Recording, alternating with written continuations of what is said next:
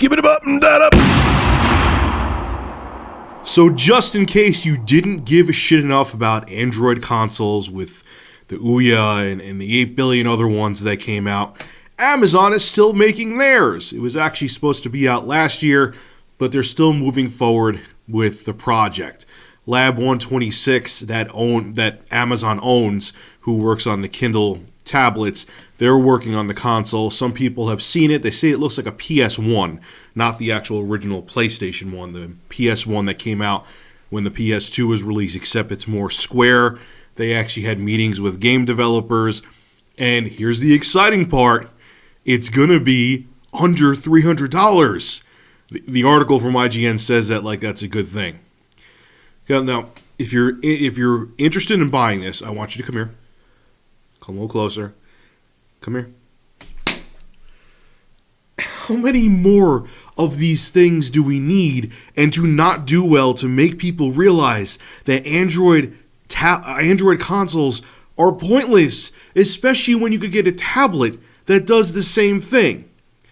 Remember this thing? Remember my review of it? I'll have the link below to it in the description. Hopefully I'll remember. I bitched about the price of this because at the time, Walmart had a special. It was basically like the original Tegra 7 or the original Google Nexus 7, the tablet, and they had a tablet that has the same Tegra 3 chipset as this for $150. So you could have a fully functional tablet with the same chipset that could do the same graphics as the Ouya can for $50 more. So the Ouya was $99. The controllers for this, I believe, were $50. So you could get a tablet for the same price as an Ouya and another Ouya controller that will play all the same games, actually have access to the Android market for $50 more. And the thing that boggles my mind about this price point, and then you have the Mad Catz Mojo for $250. Do they not realize that for the same price you could buy a Wii U for $99 more or $100 more if you want to be uber technical? You could buy a PlayStation 4 for $200 more, which in the big scheme of things isn't that big of a jump.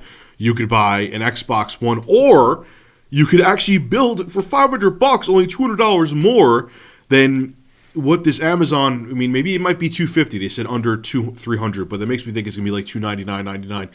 For $200 more, you could build a pretty decent gaming PC. I think it was Austin Evans who had one of them for $500, and it was playing like Battlefield 4 in high settings around 60 frames per second.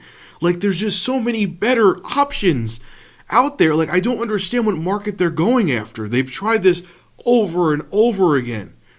All I could say is to maybe there's people out there who are very casual who watch my channel. I mean, like, you know, you're a parent like in your 40s, maybe late 40s, and you have a kid, and maybe you're thinking, hey, maybe this might be a great alternative. Don't do it. Don't do it. For the same price, or for the Mad Catz Mojo, you could spend $50 more and get them a Wii U, which will give them a ton more value. Hey, you could, even if you don't have kids and you're thinking about this, buy a Wii U and you could watch Netflix and Hulu on it.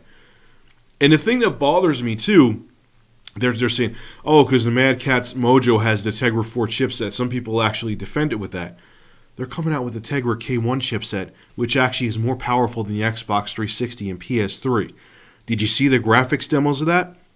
So when they come out with the Tegra K1 chipset, which the Mad Catz Mojo has the Tegra 4 chipset in it, it's going to make that irrelevant because it's not going to be able to work with the Tegra K1 games. There's no reason to buy these Android consoles. Buy a real gaming console, build a cheap gaming PC.